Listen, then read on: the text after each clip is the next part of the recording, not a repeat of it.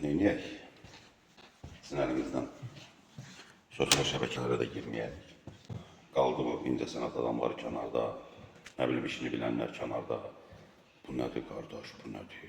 Nə xəstəsi bilinir, nə normalı bilinir, nə anormalı bilinir.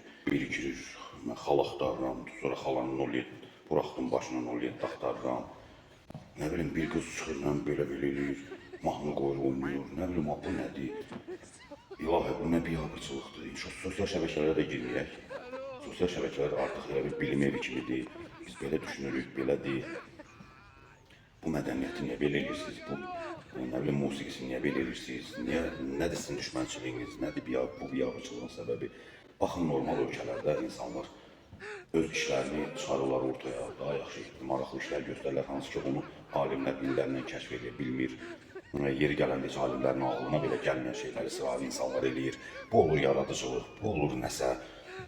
Bizdə bu nədir, bu nə biabırçılıqdır?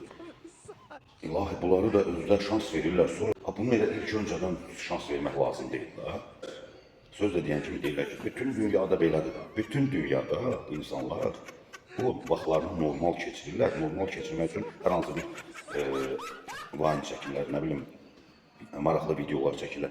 Siz hansı gününüzə video çəkirsiniz, mən başa düşə bilmirəm. Hər bir halda biabırçılıqdır. Hamı başını soxub elə bir yerə. Hətta ailə daxili qaydalar, qadağalar belə bir yoxa çıxır. Bunun adı inkişafdır ki, bunun adı nədir, bu nə inkişafıdır, bu nəyin inkişafıdır? Bunun sonu hara gedir, bu necə olacaq? Bizim ölkədə yəni bir nəfərin narazı olmağına, müəyyən bir kəsimdən başqa bir nəfərin narazı olmağına əsas yoxdur. O narazılıq edənləri inanın ki, tapdamaq lazımdır. Narazılıq ola bilməz, hər şey yaxşıdır, tam əminliklə deyirəm. Çünki mən müşahidələrimdən görürəm ki, hər şey əladır, Allah hamd olsun. Kimsə ağzını açıb, nəsə pisdir deyə bilməz. Deyəni şapalaqlamaq lazımdır, mütləq lazımdır, mütləq lazımdır.